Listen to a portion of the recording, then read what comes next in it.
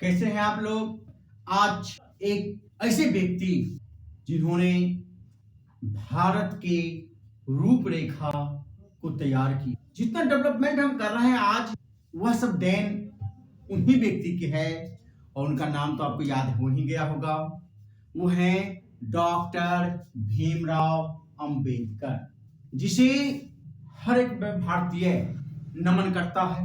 आज हम जो बोल रहे हैं, सुन रहे हैं, कर रहे हैं, ये सब हमारे महान आदरणीय व्यक्ति डॉक्टर भीमराव अंबेडकर जी का है। वो तो आज नहीं है, लेकिन उनका नाम अमर है।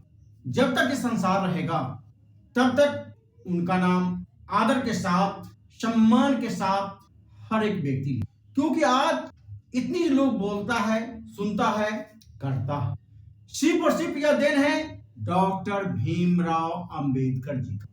तो इनके बारे में जानते हैं। इनका जन्म जो हुआ था डॉक्टर भीमराव अंबेडकर जी का 14 अप्रैल 1891 ईस्वी को, 14 अप्रैल 1891 ईस्वी को हुआ था। कहाँ? मध्य प्रदेश के महू गांव में, मध्य प्रदेश के महू में इनका जन्म हुआ था। इनके पिता का नाम था राम मोलाजी सकपाल, इनके पिता का नाम था, और भीमाबाई इनका माता का नाम था। भीमाबाई, भीमाबाई इनके माता का नाम था। भीमाबाई इनके माता का नाम। ये दलित परिवार में जन्म लिए थे। ऐसा दलित परिवार जिसे आज पूरा समाज अछूत मानता था। कौन जाति थे? महार, महार जाति थे। उस वक्त महार जाति तो पूरा अछूत था, अछूत जाति था। कहा जाता है जाति का काम था गंदा फेंकना, लेकिन लोग कहता कीचड़ में ही कमल खिलता है। और ये उस वक्त पीएचडी किए, जिस वक्त पीएचडी शायद राज्य में कोई एक व्यक्ति करता था, लाखों में कहीं एक व्यक्ति करता था। उस वक्त ये पीएचडी किए। इसके पीछे कहानी भी है। प्रारंभिक शिक्षा का प्रारंभ 1897 ईस्वी को डॉक्टर भीमराव अंबेडकर जी की प्रारंभिक शिक्षा 1897 ईस्वी को, याद रखिएगा, 1897 ईस्वी को कहां? राजकीय वर्नाक्यूलर स्कूल से इनका प्रारंभिक शिक्षा प्रारंभ हुआ। वह जो स्कूल था मुख्य रूप से स्वर्णों का स्कूल था, उच्च जातियों का स्कूल था। जब उसमें आप कब बोलिएगा कि जब ये इतने गरीब थे, निम्न वर्ग से आते पढ़ने के, ये पढ़ने में बहुत तीव्र तेज थे। इसके पिता को, इनके पिताजी को लगा, सकपाल जी को लगा कि मेरा बेटा अच्छा कर जाएगा। समाज के लोग कहते थे बेटा को पढ़ाओ। बहुत तीव्र ज्ञान था उनके बचपन से।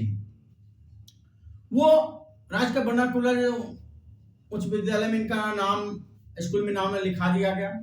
जब स्कूल जाते थे तो इनको बोरा पर बैठाया जाता था, बोरा पर, बेंच पर नहीं, क्योंकि ये निम्न वर्ग से अछूत व्यक्ति थे। तो पूरे स्कूल में यही एक अछूत व्यक्ति थे, इनको बैठाया जाता था। जो टीचर लोग थे दिल से तो प्यार करते थे, लेकिन वास्तविकता में दूर रखते थे। छुआने के नहीं, अछूत का बच्चा है, छुआ जाएंगे, दूर रखा जाता था।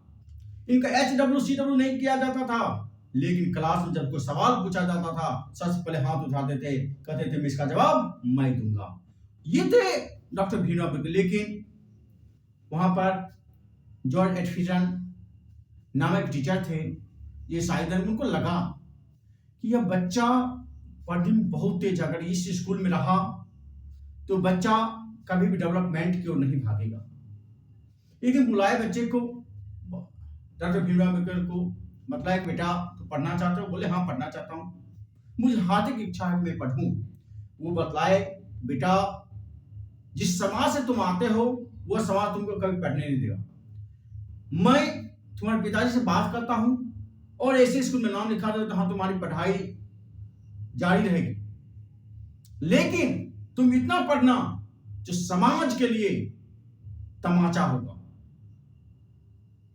उसी दिन डॉक्टर भीमराव अंबेडकर के मन में एक बात आ गया, मैं इतना पढ़ूंगा कि समाज को एक अलग पहचान दूंगा, जो समाज के लिए, उच्च वर्गों के लिए एक तमाचा होगा।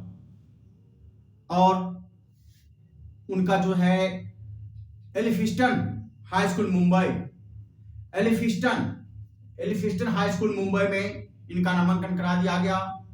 उसमें 10वीं में सबसे टॉप, पूरे मुंबई में सबसे टॉप आए थे, जिसके कारण इनको स्कॉलर मिला।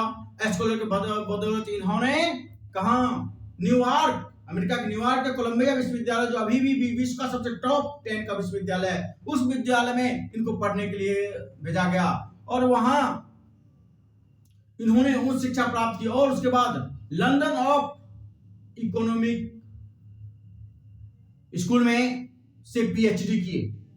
और पीएचडी से इनका मन नहीं भरा, उनको लगा नहीं, कुछ और ज्ञान होना चाहिए। लंदन के गेज इन एक स्कूल था जो वकालत की पढ़ाई करवाता था, जहां से इन्होंने वकालत की पढ़ाई की।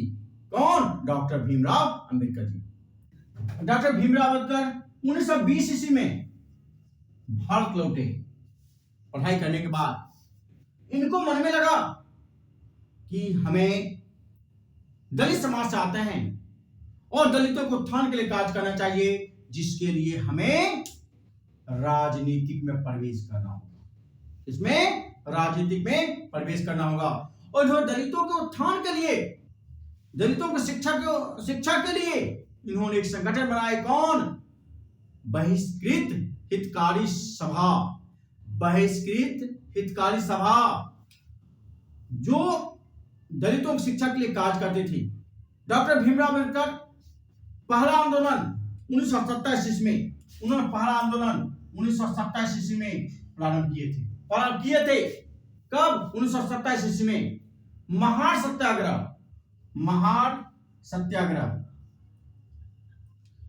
यहां पर क्या, महार में क्या हो गया था कि उच्च वर्ग वाले दलितों वर्गों को पानी नहीं देते थे, पानी से वंचित रखते थे, जिसको लेकर के इन्होंने महार सत्याग्रह आंदोलन किए थे। कौन सत्याग्रह? महार। कब? 1927 ईस्वी में। कब किए थे? 1927 ईस्वी में। डॉक्टर भीमराव अंबेडकर जी 1930 ईस्वी में कालाराम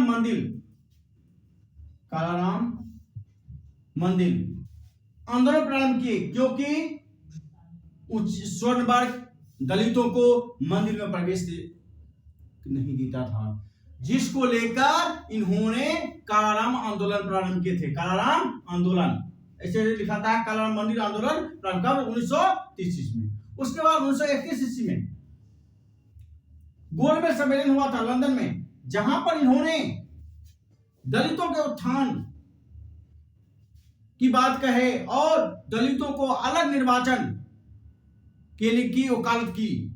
और 1932 ईस्वी में पूना एक्ट, 1932 ईस्वी में पूना एक्ट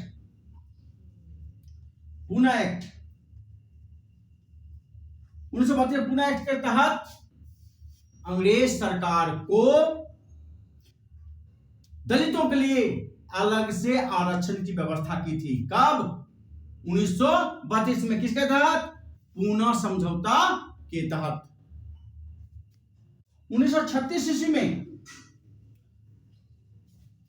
दलित मजदूरों के लिए इंडिपेंडेंट लेबर पार्टी का स्थापना किए थे। कौन? इंडिपेंडेंट लेबर पार्टी का स्थापना किए थे। कौन? डॉक्टर भीमराव अंबेडकर जी।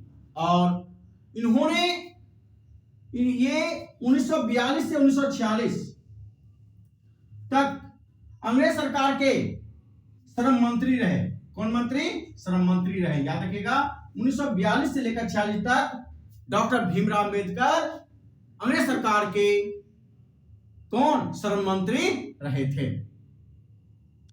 उसके बाद 1946 ईस्वी में कैबिनेट मिशन योजना के तहत, कब? 1946 ईस्वी में, 1946 ईस्वी में कैबिनेट मिशन योजना के तहत संविधान सभा का गठन हुआ। कैबिनेट मिशन योजना के तहत संविधान सभा का गठन हुआ। संविधान सभा का गठन हुआ। इसमें जो सबसे प्रमुख समिति थी प्रारूप समिति, जिसके अध्यक्ष कौन चुने गए थे? डॉक्टर भीमराव अंबेडकर जी चुने गए थे। क्योंकि जानते हैं बहुत सारे लोग थे उस वक्त संविधान सभा में चुने गए थे, 289 कुल सदस्य थे। उस सभी सदस्यों में जब संविधान की बात आई कि भाई तैयार कौन करेगा, रूपरेखा कौन तैयार करेगा, तो बहुत सारे लोग पीछे हट गए। डॉक्टर भीमराव अम्बेडकर जी हाथ उठाकर मैं तैयार हूं, और इन्होंने एक ऐसे संविधान का निर्माण किए, एक ऐसे संविधान का निर्माण किए जो दुनिया का सबसे बड़ा लिखित संविधान है। याद रखिए, दुनिया का सबसे बड़ा लिखित संविधान बना दिए। यह देन संविधान की देन, संविधान का निर्माण करने वाले डॉक्टर भीमराव अंबेडकर जी थे। आज हर कोई खुले मन से अपनी आवाज को रखता है। ये सब देन संविधान के तहत है, और संविधान के निर्माता डॉक्टर भीमराव अंबेडकर जी थे, जिसे भारत सरकार ने